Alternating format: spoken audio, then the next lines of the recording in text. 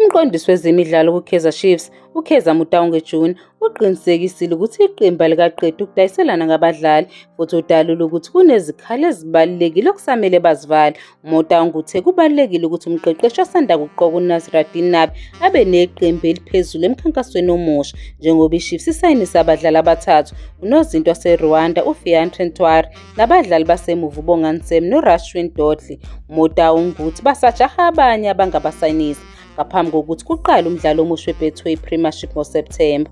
Nakanjani asikaqede emakethe okudayiselana ngabadlali ngoba kunezikhundla ezigqamile eqenjini okumele siziqinise, kusho uMotaung Junior. Sineqembu eliselincane njengamanje, iqembu elidinga ulwazi oluthe xaxa kanye nezinga eliphezulu. Ngakho-ke sisacabangisisa kahle ngezidingo ezibhekwe ngabofu ngesizini ezayo. Ngakho-ke ukuze siphendule lo mbuzo, sisebenza ubusuku nemini behind the scenes ukuze siqinisekise ukuthi siyayiqinisa lapho kuxega khona. Sithola umhlahlandlela ocacile wokuthi hlobo luni lomdlalo esiludingayo kuziphi ikhundla. Ngakho-ke nakanjani sisebenzela kuloko.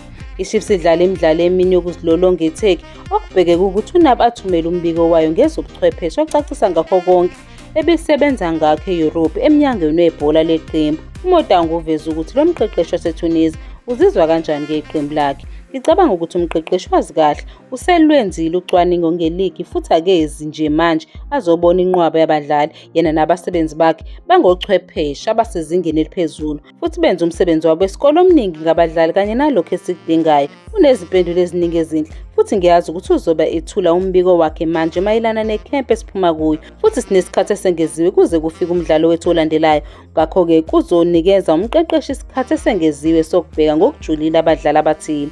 Ulibeke ngembaba uhlobo lomdlalo afuna ukuba nalo kuleli qembu futhi ucacise ngebhola afuna ukulidlala. Waphinda wacacisa ngezinga lokuziphatha kahle nengqondo afuna ukusebenzisana nayo. Ngakho-ke njengoba kumile njengamanje kusangumsebenzi oqhubekayo, kodwa ikhempu yethu isiphelile futhi ngicabanga ukuthi ukucutshungula kwendlela eyaphambili yikho manje sizogxila kukhona.